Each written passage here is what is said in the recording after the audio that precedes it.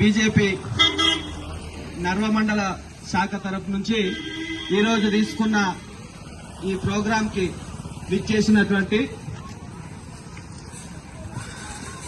BJP ముఖ్య నాయకులకు మరియు కార్యకర్తలకు అందరికీ కూడా హృదయపూర్వకంగా ధన్యవాదాలు తెలియజేస్తూ,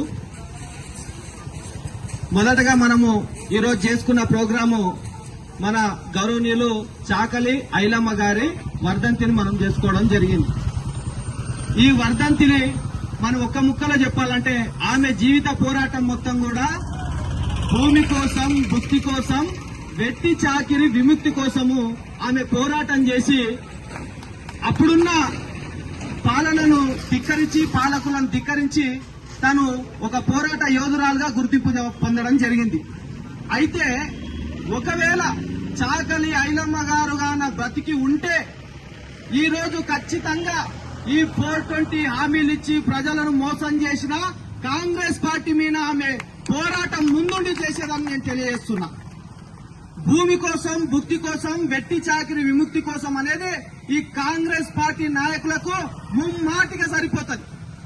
వీళ్ళు ప్రజలను కులం పేరుతోన, ప్రాంతం పేరుతోన ఈ ఎమ్మెల్యే ఎలక్షన్ లో రెచ్చగొట్టి ప్రతి ఒక్కరిని ఆటో డ్రైవర్ల నుంచి తీసుకుంటే ఆశా కార్యకర్తల దాకా ఏ ఒక్క వర్గాన్ని వదలకుండా, ఏ ఒక్క కులాన్ని వదలకుండా ప్రతి ఒక్కరిని వాళ్ళు వెట్టి చాకిరి చేయించుకున్నారు. ఆటో డ్రైవర్ అన్నలకు 12,000 ఇస్తామని చెప్పిండ్రు. రైతులకు బోనస్, సన్న వడ్లకు మామూలుగా అయితే అన్ని పంటలకు బోనస్ అన్నారు. గెలిచిన తర్వాత సన్న వడ్లకు మాత్రమే అని చెప్పి మాట మార్చిండ్రు. రైతులని వాళ్ళ శ్రమను దోచుకున్నారు, ఆటో డ్రైవర్ల శ్రమ దోచుకున్నారు. భూమి లేని రైతులకి 12,000 రూపాయలు ఇస్తాం మేమని చెప్పిండ్రు. తీరా అధికారంలోకి వచ్చినాక లేదు 100 రోజుల పని చేస్తేనే, దాంట్లో పని చేసి వస్తేనే మీకు మేము ఇస్తామని చెప్పి మళ్లీ మాట మార్చిండ్రు. మాట మార్చిన తర్వాత సొంత పార్టీ కార్యకర్తలకు కూడా హామీలు ఇచ్చి వాళ్ళను కూడా సొంత పార్టీ కార్యకర్తలను కూడా దోచుకున్న చరిత్ర కాంగ్రెస్ పార్టీకే చెల్లుతుంది, వేరే ఏ పార్టీకి చెందదు.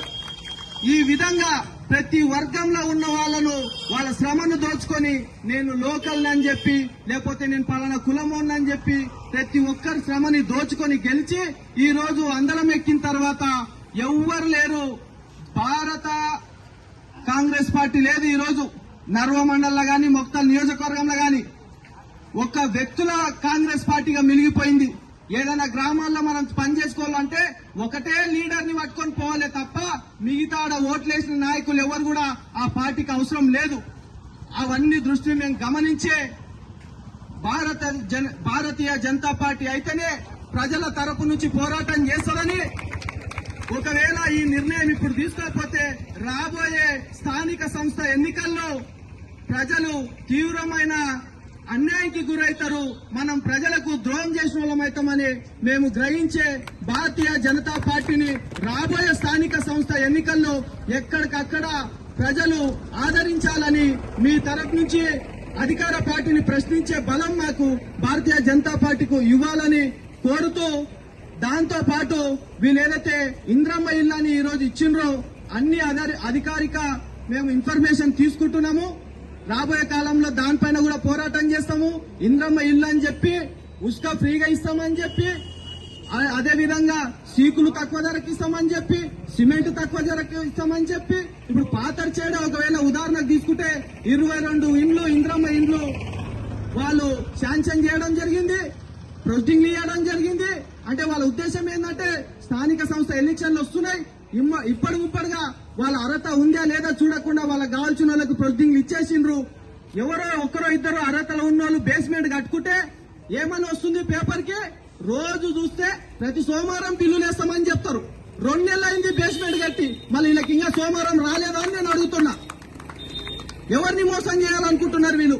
వాళ్ళు అప్పుల పాలయ్యి ఇల్లు పెట్టుకుంటే మీరు ఇచ్చిన ప్రొసీడింగ్లు నమ్మి భూములు అమ్ముకొని అప్పులు తెచ్చుకొని ఇండ్లు కట్టుకునే పరిస్థితికి తెచ్చిండ్రు ఈ పేదలని చెప్పి తెలియజేస్తున్నా. ఈ విధంగా వీళ్ళు దొరికినన్ని దోచుకోవడం, మోసం చేయడమే నేర్చుకున్నారు. కాబట్టి ఈ దోపిడీదారులకు సమాధానం చెప్పాలంటే రాబోయే కాలంలో బీజేపీ పార్టీకి మీరు సహకరించి స్థానిక సంస్థ ఎన్నికల్లో భారతీయ జనతా పార్టీకి వాళ్ళు బలపరిచిన అభ్యర్థులకు ఓట్లేసి గెలిపించి మీరు ప్రజలు మీ తరఫు నుంచి కొట్లాడే అవకాశం మాకు ఇవ్వాలని మేము కోరుకుంటున్నాం. థ్యాంక్ యూ మిత్రమా.